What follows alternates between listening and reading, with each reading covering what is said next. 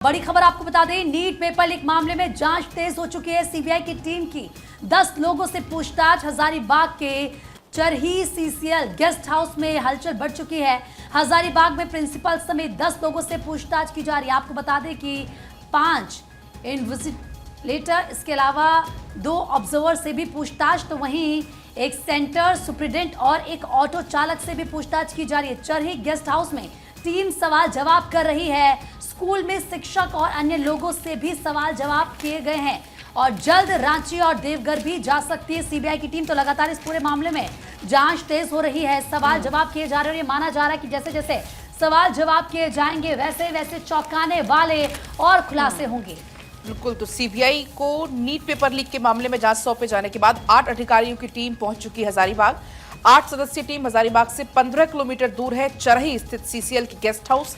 वहां पर स्कूल के प्रिंसिपल डॉक्टर एहसान उल हक से पूछताछ की गई। हजारीबाग से उठाकर इसी गेस्ट हाउस में यहां पर लेकर आया गया है। हालांकि पहले ये खबर आई थी कि टीम प्रिंसिपल को लेकर पटना के लिए रवाना हो गई है, लेकिन बाद में ये जानकारी मिली कि इसी गेस्ट हाउस में प्रिंसिपल से पूछताछ हो रही है। तो ये बड़ी जानकारी है। धीरे धीरे इसमें पूछताछ का सिलसिला है लगातार आगे बढ़ रहा है और दायरा भी इसका लगातार आगे बढ़ रहा है। और इसी बीच एक और अहम खबर आपको बताएंगे। आज लोकसभा सत्र का है चौथा दिन। आज राष्ट्रपति दोनों सदनों को संबोधित करेंगी। राष्ट्रपति द्रौपदी मुर्मू संयुक्त बैठक को संबोधित करने वाली हैं 1 से 3 जुलाई तक। इसके बाद राष्ट्रपति के अभिभाषण पर चर्चा होनी है। तो कल स्पीकर का चुनाव हुआ, अब आज दोनों ही सदनों को संबोधित करेंगी राष्ट्रपति द्रौपदी मुर्मू। तो संसद की पुरानी इमारत में राष्ट्रपति का भाषण सेंट्रल हॉल में होता था, लेकिन अब संसद की नई इमारत में सेंट्रल हॉल नहीं है और अब लोकसभा के हॉल में ही राष्ट्रपति अपना अभिभाषण देंगी। तो राष्ट्रपति द्रौपदी मुर्मू जो कि आज अभिभाषण दोनों सदनों में एक साथ संबोधित करेंगी। राष्ट्रपति द्वारा हर साल संसद के पहले सत्र में दोनों सदनों की संयुक्त बैठक को संबोधित किया जाता है। इस दौरान वह अपने अभिभाषण से सरकार, अपने कार्यक्रमों और नीतियों का रोड मैप देश के सामने रखा जाता है। अभिभाषण में सरकार की तरफ से उठाए गए कदमों का भी जिक्र किया जाता है। तो राष्ट्रपति द्रौपदी मुर्मू लोकसभा और राज्यसभा की संयुक्त बैठक को संबोधित करेगी और इसमें वह प्रधानमंत्री नरेंद्र मोदी के नेतृत्व वाली नवनिर्वाचित सरकार की प्राथमिकताओं को सामने रख सकती हैं। और ये संयुक्त बैठक लोकसभा चैम्बर यानी कि नई संसद में होगी, जहां राष्ट्रपति मुर्मू का संबोधन 11 बजे, सभी सांसदों को सुबह 10:30 बजे तक पहुंचने और 10:55 तक लोकसभा चैम्बर में अपनी सीट पर बैठने को कहा गया है। और इसी बीच दिल्ली में आज से राज्यसभा के सत्र की शुरुआत भी होने जा रही है। राज्यसभा के 264वें सत्र की शुरुआत आज होगी। आज से 3 जुलाई तक चलेगा राज्यसभा का सत्र। जेपी नड्डा को राज्यसभा में सदन का नेता बनाया गया है। तो आज राज्यसभा का सत्र शुरू होगा, जहां अभी अब हम आपको लोकसभा से जुड़ी हुई जानकारी दे रहे थे, वहीं राज्यसभा से जुड़ी हुई जानकारी। जेपी नड्डा को जहां राज्यसभा के सदन का नेता बनाया गया है, आज राज्यसभा के सत्र की शुरुआत होगी। क्या कुछ इस सत्र में होता है वो देखना महत्वपूर्ण। और राज्यसभा के 264वें सत्र की शुरुआत आज फिलहाल होने वाली है।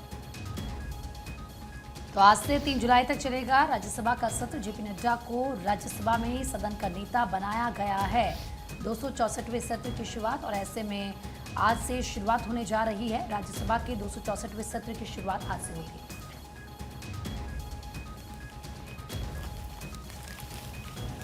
और चलिए आगे बढ़ते हैं, बात कुछ और अहम खबरों की करेंगे। भारत रूस के रिश्तों पर अमेरिका को एतराज है। अगले 2 हफ्तों के अंदर रूस जा सकते हैं पीएम मोदी।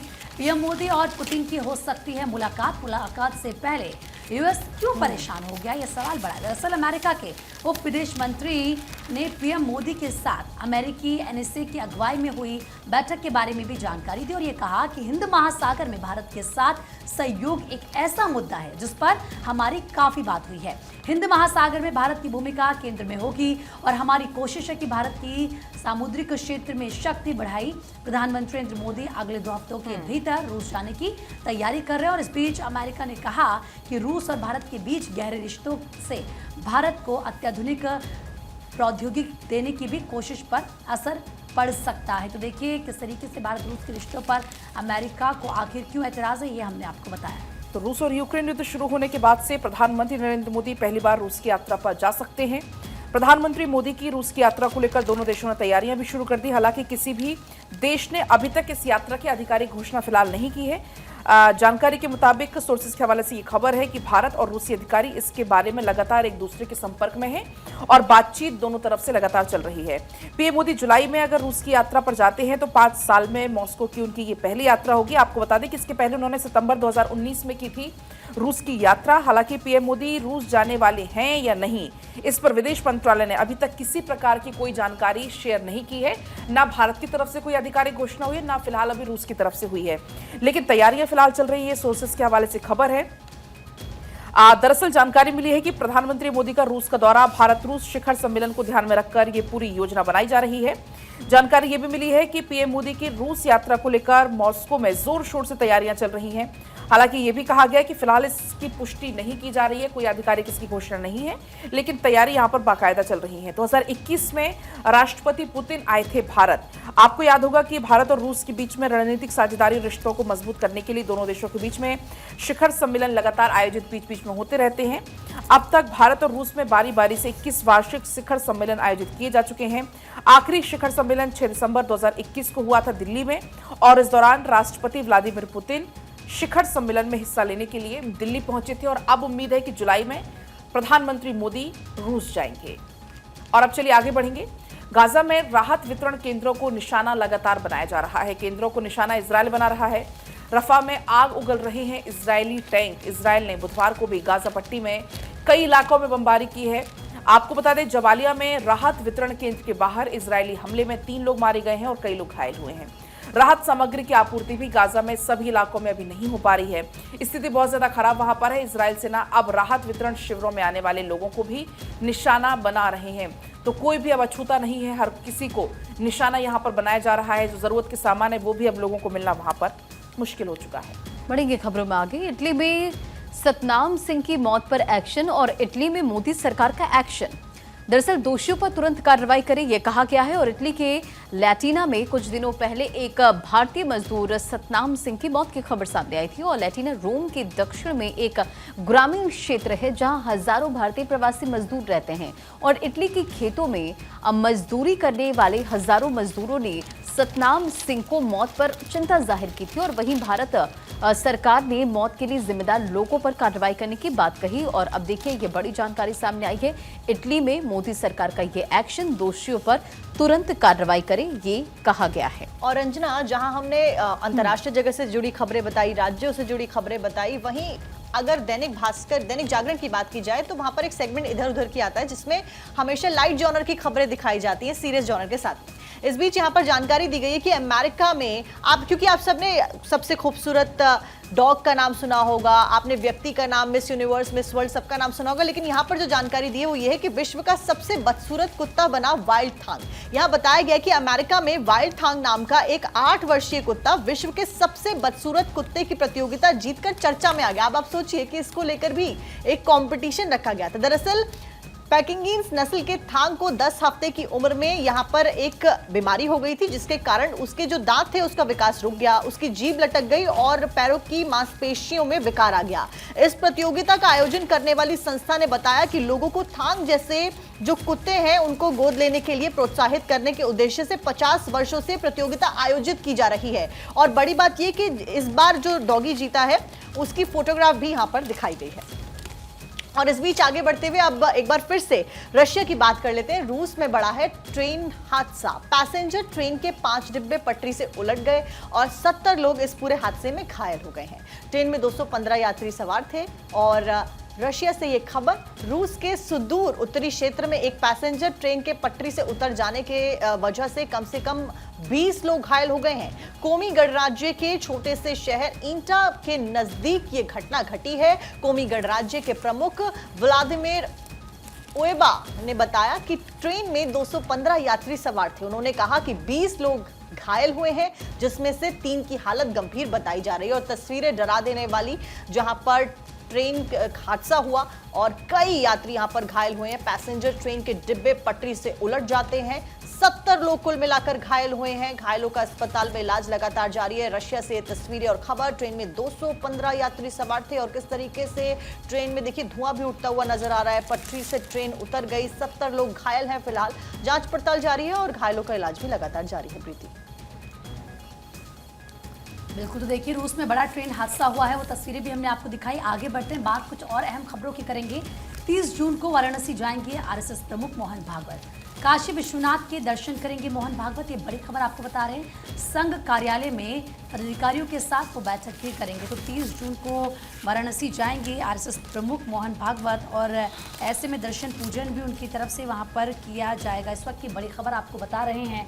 आप देखिए लगातार किस तरीके से आरएसएस की बैठकें भी इस वक्त चल रही हैं और ऐसे में काशी विश्वनाथ के दर्शन भी मोहन भागवत करते हुए नजर आएंगे। बड़ी खबर आपको बता रहे हैं।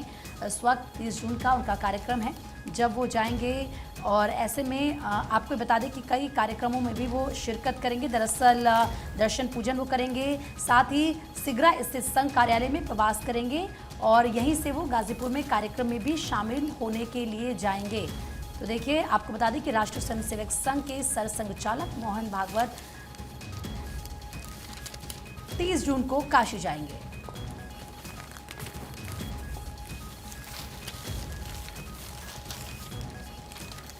और अब चलिए आगे बढ़ेंगे। बड़ी खबर आपको बताएंगे। बॉलिंग या बैटिंग में गयाना में होगा किसका राज, ये बड़ा सवाल। इंडिया वर्सेस इंग्लैंड मैच के लिए कैसी पिच होगी? पिछली बार भारत को इंग्लैंड ने 10 विकेट से हराया था। आईसीसी टी20 विश्व कप का 2024 का दूसरा सेमीफाइनल मुकाबला भारत और इंग्लैंड के बीच खेला जाना है। साल 2022 के बाद ये दोनों टीमें दूसरी बार टी20 विश्व कप के सेमीफाइनल में एक दूसरे से टकरा रही हैं। इंग्लैंड के खिलाफ इस मैच में टीम इंडिया की कोशिश होगी कि इस मैच में वो अपने नॉकआउट के हार के सिलसिले को तोड़े। पिछली बार जब ये दोनों टीमें इस टूर्नामेंट के सेमीफाइनल में भिड़ी थी तो इंग्लैंड ने भारत को 2022 में 10 विकेट से रौंद दिया था। आपको बता दें एडिलेड में 10 विकेट की करारी हार के बाद भारत बड़े बदलाव के दौर से भी गुजरी है। रंजना, बिल्कुल, देखिए अगर अखबारों का जिक्र करें तो अखबारों में इस हेडलाइन के साथ इसका जिक्र है, अंग्रेजों से हिसाब चुकाने का मौका। और अजय टीम इंडिया का सेमीफाइनल में सामना आज इंग्लैंड से। 19 महीने बाद दोनों टीमें टी20 में कोई मुकाबला खेलेंगी। तो देखिए 11 साल से टीम इंडिया को ट्रॉफी का इंतजार और 2013 में चैंपियंस ट्रॉफी जीतने के बाद टीम इंडिया ने आईसीसी में 10 टूर्नामेंट खेले। इसमें 5 के फाइनल और 3 के सेमीफाइनल में उसे हार मिली और टीम फिर सेमीफाइनल में है और टीम को 11 साल से आईसीसी ट्रॉफी का इंतजार है। और भी कई पॉइंटर्स है, देखिए आमने सामने जैसे 4 बार लगातार सेमीफाइनल खेल इंग्लैंड की टीम पाक के रिकॉर्ड की बराबरी करेगी। इसमें से 2 इंग्लैंड ने जीता, 2 भारत ने जीता। 4 मैच विश्व कप में आपस में दोनों ने खेले और 10 साल से भारतीय टीम टी20 विश्व कप में के फाइनल में नहीं पहुंची है। तो देखिए टीम इंडिया और इंग्लैंड टी20 में अपनी शुरुआत फिर वहीं से करेगी जहां 19 महीने पहले खत्म किया था और वही टूर्नामेंट, वही मुकाबला और वही दिन। बदला है तो सिर्फ देश और स्टेडियम। और साक्षी, आपके अखबारों में से लेकर क्या जिक्र है? रंजना, अगर हम विश्व कप के सेगमेंट पर जाते हैं, यहाँ पर आईसीसी दैनिक जागरण में जानकारी दी गई है और हेडलाइन का ही अगर मैं जिक्र करूँ, टी20 विश्व कप में आज भारत और इंग्लैंड के बीच में खेला जाएगा सेमीफाइनल। पिच पर स्पिनरों को मिलेगी सहायता, भारत के पास में हिसाब चुकाने का यहाँ मौका है। स्पिन बनाम स्पिन की लड़ाई यहाँ पर खासतौर पर देखी जाएगी और वही हेडलाइन यहाँ दी गई है मेरे अखबार में। तो चलिए आगे बढ़ते हैं, बात कुछ और अहम खबरों की करते हैं। H1B और L1 वीज़ा के नए नियम अब मुश्किलें बढ़ाने वाले हैं। निशाने पर डिग्री हैं, फीस और भारतीय आईटी कंपनीज भी हैं। नए अमेरिकी वीज़ा नियम प्रभावित कर सकते हैं, भारतीय पेशेवरों को कर सकते हैं प्रभावित। वीज़ा के संबंध में अमेरिकी सरकार के नए प्रस्तावित नियम कंपनियों की जेब पर बोझ डाल सकती है। रिपोर्ट्स के मुताबिक प्रस्तावित नए नियम के कारण H1B और L1 वीज़ा पर विदेशी तकनीकी कर्मचारियों को काम पर रखने वाली कंपनियों की लागत में उल्लेखनीय वृद्धि हो सकती है। होमलैंड सिक्योरिटी डिपार्टमेंट यानी कि DHS और US customs and border protection यानी कि प्रोटेक्शन CBP के प्रस्ताव के तहत कंपनियों को कर्मचारियों के वीज़ा की अवधि बढ़ाते समय शुरुआती आवेदनों के लिए पहले से भुगतान किए गए शुल्क के अलावा एक अतिरिक्त फीस का भुगतान भी करना होगा। यानी कि H1B और L1 वीज़ा के नए नियम अब लोगों की मुश्किलें बढ़ाने वाली हैं। और अब चलिए आगे बढ़ेंगे। तीसरी बार मोदी के प्रधानमंत्री बनने पर ये बड़ी जानकारी आप तक पहुंचा दें। कार्यक्रम का आयोजन किया जाएगा बीजेपी की तरफ से। बीजेपी आज से 14 जुलाई तक कार्यक्रम चलाएगी। विधानसभा में मतदाता अभिनंदन करेगी बीजेपी। प्रत्येक विधानसभा में मतदाताओं को सम्मानित किया जाएगा। तो ये बड़ा अभियान जो कि बीजेपी की तरफ से आज से शुरू हो रहा है, जो कि 14 जुलाई तक चलाया जाएगा। विधानसभाओं में मतदाता अभिनंदन इस कार्यक्रम का नाम दिया गया है। हर विधानसभा में जो मतदाताओं का अभिनंदन करने का सिलसिला शुरू होगा, जो कि आज से बीजेपी अभियान चला रही है और 14 जुलाई तक ये अभियान बीजेपी की तरफ से चलाया जाना है। विधानसभा में मतदाताओं को सम्मानित करने का काम बीजेपी की तरफ से किया जाएगा। रंजना, बिल्कुल, तो तीसरी बार पीएम नरेंद्र मोदी की सरकार और प्रधानमंत्री बनने पर कार्यक्रम का आयोजन। विधानसभाओं में मतदाता अभिनंदन करेगी बीजेपी और बीजेपी आज से 14 जुलाई तक ये कार्यक्रम करने वाली है। बड़ी जानकारी आपको दे रहे हैं, तीसरी बार मोदी के प्रधानमंत्री बनने पर यह कार्यक्रम का आयोजन होगा और आज से 14 जुलाई तक कार्यक्रम करेगी बीजेपी।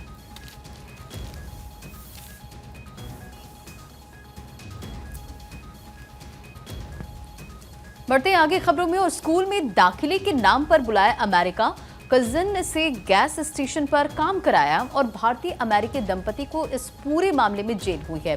दरअसल अमेरिका के वर्जीनिया में रहने वाले भारतीय मूल के अमेरिकी दंपति को एक रिश्तेदार के साथ उत्पीड़न करने के आरोप में लंबी कैद और जुर्माना भरने की सजा सुनाई गई है। आरोप है कि दंपति ने रिश्तेदार को अमेरिका में पढ़ाई में मदद करने के नाम पर बुलाया और फिर उसके दस्तावेज जब्त कर उससे कई प्रकार के उत्पीड़न किया है, और जिसमें अपने गैस स्टेशन, सुविधा स्टोर और पर बेहद कम वेतन में जबरन काम करवाना भी शामिल हो रहा। अब इस पूरे मामले में देखिए सजा हुई है। आगे बढ़ते अगली खबर का भी रुख कर लेते हैं। 5 साल में छोटे किसानों को 1/3 फसल नुकसान हुआ है। 50% छोटे किसानों की आधी से ज्यादा फसल खराब हुई है, जो डेटा सामने आया है। मौसम के कारण ये फसल बर्बाद हुई है, क्योंकि हम देखते हैं कभी कभी ज्यादा गर्मी पड़ जाती है, सूखे की वजह से फसल बर्बाद हो जाती है, ज्यादा बारिश से भी फसल बर्बाद हो जाती है, सर्दी में भी फसल बर्बाद हो जाती है। ऐसे में जो डेटा सामने आया उसके मुताबिक मौसम के कारण फसल बर्बाद हुई है। 50% छोटे किसानों की आधी से ज्यादा फसलें खराब हुई हैं। मौसम के कारण ये फसल बर्बाद हुई है और 1/3 फसल का नुकसान हुआ है। चलिए आगे बढ़ते हैं, बात कुछ और अहम खबरों की करेंगे। देश के 38 में से 30 सेक्टरों में निवेश बढ़ा है। क्षमता विस्तार में पैसा लगा रही हैं कंपनियां और जिससे नौकरियां बढ़ रही हैं, एम्प्लॉयमेंट बढ़ रहा है, लोगों को इससे फायदा हो रहा है क्योंकि रोजगार लोगों को मिल रहा है। ये कहा जा रहा है कि ऐसे 38 में से 30 सेक्टर हैं जिनमें खास तौर पर निवेश देश में बढ़ा है। क्षमता विस्तार में पैसा कंपनियां लगा रही हैं, कैपेबिलिटीज देखी जा रही हैं, जिससे लोगों को फायदा हो रहा है और जाहिर सी बात है कि रोजगार मिलेगा तो ऐसे में देश की अर्थव्यवस्था में भी इजाफा होगा।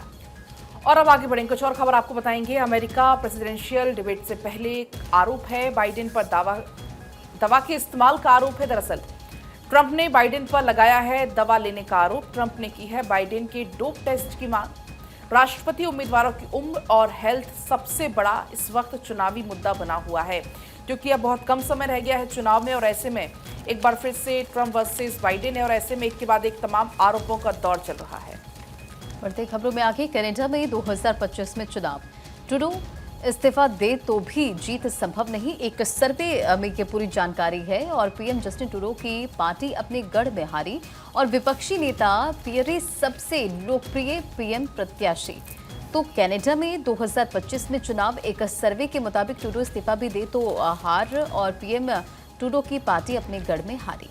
और इस बीच एक बड़ी खबर सामने आ रही है। नीट पेपर लीक मामले से जुड़ी हुई बड़ी अपडेट। भारत 24 के पास ईओयू की एफआईआर की कॉपी है। एफआईआर के आधार पर सीबीआई आगे की जांच कर रही है और वो एफआईआर की कॉपी भारत 24 के पास है, जो कि फिलहाल आपकी स्क्रीन पर चिंटू, मुकेश और को रिमांड पर लेकर पूछताछ सीबीआई की टीम करने वाली है। अगले 7 दिन चिंटू और मुकेश से पूछताछ करेगी सीबीआई की टीम और ये एफआईआर की कॉपी फिलहाल आपकी स्क्रीन पर। नीट पेपर लीक के पूरे मामले से जुड़ी हुई बड़ी खबर इस वक्त की। भारत 24 के पास ईओयू की एफआईआर की एक कॉपी जो कि आपकी स्क्रीन पर है। फिलहाल सीबीआई लगातार इस पूरे मामले में जांच पड़ताल कर रही है। पुलिस के साथ साथ में अब इन्वेस्टिगेटिव एजेंसीज भी इस पूरे मामले में जांच पड़ताल कर रही है। एफआईआर की कॉपी फिलहाल आपकी स्क्रीन पर और भारत 24 के पास ये एक्सक्लूसिव एफआईआर की कॉपी जो कि आप अपनी स्क्रीन पर देख रहे हैं। नीट पेपर लीक का मामला लगातार जो खबरों में है वो बना हुआ है, ऐसे में जांच पड़ताल लगातार जारी है। एक्सक्लूसिव तस्वीर उस एफआईआर की कॉपी की आप अपनी स्क्रीन पर देख रहे हैं, जो कि ईओयू की एफआईआर की कॉपी है।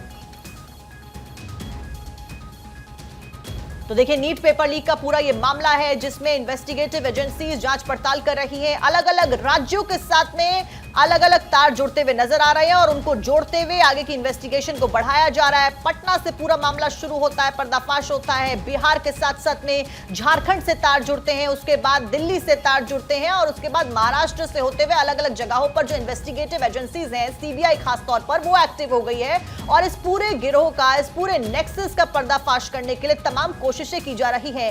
आए दिन नीट के मामले में नए नए खुलासे हो रहे हैं। वहीं जो अभिभावक और जो स्टूडेंट्स हैं उनका गुस्सा भी कम होने का नाम नहीं ले रहा है। फिलहाल ईओयू की एफआईआर की कॉपी आप अपनी स्क्रीन पर देख रहे हैं, तो भारत 24 के पास ये ईओयू की एफआईआर की कॉपी है और कई खुलासे फिलहाल इन्वेस्टिगेटिव एजेंसीज लगातार कर रही हैं। फिलहाल एफआईआर के आधार पर सीबीआई आगे की जांच कर रही है। देखिए, जांच तेजी के साथ आगे बढ़ रही है और एफआईआर की कॉपी इस वक्त भारत 24 पर आपको एक्सक्लूसिवली दिखा रहे हैं। आप देखिए किस तरीके से बिहार में चिंटू और मुकेश को सीबीआई रिमांड पर भेजा गया है। नीट यूजी पेपर लीक और गड़बड़ी मामले में अब सीबीआई ने झारखंड के हजारीबाग में, क्योंकि ओएसिस स्कूल के प्रिंसिपल और कुरियर कंपनी के कर्मी सहित 11 लोगों को हिरासत में लिया है। तेजी के साथ जांच इस पूरे मामले में की जा रही है, लेकिन ये एफआईआर की कॉपी आपको दिखा रहे हैं भारत 24 के पास। एक्सक्लूसिव तस्वीर आपकी टीवी स्क्रीन पर। खबर पर अधिक अपडेट के साथ सर्वेश हमारे साथ जुड़ गए। सर्वेश, भारत 24 के पास ईओयू की एफआईआर की कॉपी और लगातार इस पूरे मामले पर एफआईआर के आधार पर सीबीआई आगे की जांच बढ़ा रही, क्या अपडेट है?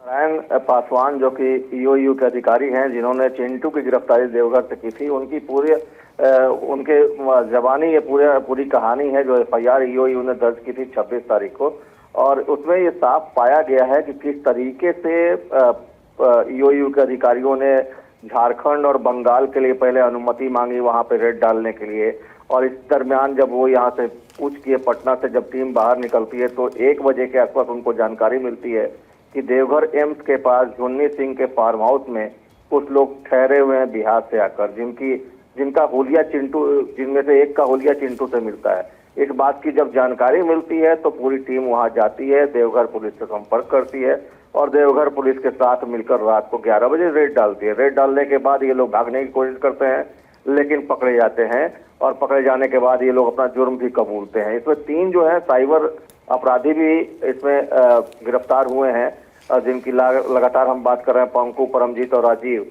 ये तीनों इन लोगों को सिम कार्ड, मोबाइल फोन जो है ये मुहैया कराते थे, और एक तरह से कहा जाए तो ये तमाम जो गिरोह है एक तरह से ये अंतर्राज्यीय गिरोह है और निश्चित तौर पे ये एक बहुत बड़ी सफलता ईओयू को मिली थी। ईओयू ने इस बाबत सीबीआई को पूरी जानकारी अब दे दी है। सीबीआई ने चिंटू और मुकेश को रिमांड पर ले रखा है, रात से ही उनसे लगातार पूछताछ चल रही है। इस बीच ओएसिस स्कूल के प्रिंसिपल को भी गिरफ्तार कर लिया गया है और एक जानकारी ये भी मिल रही है कि ब्लू डार्ट कंपनी के जो कर्मी हैं, जिन लोगों ने पेपर को लाने और ले जाने का काम किया था, उनकी भी गिरफ्तारी हुई है। इन तमाम लोगों को पटना लेकर सीबीआई की टीम आ चुकी है और यहाँ पे और बिल्कुल सर्वेश, और इस पूरे मामले में देखिए सीबीआई पूरी तरह से एक्शन मोड में नजर आ रही है और ये ईओयू के एफआईआर की कॉपी जो कि इस वक्त हम आपको स्क्रीन पर भी दिखा रहे थे। फिलहाल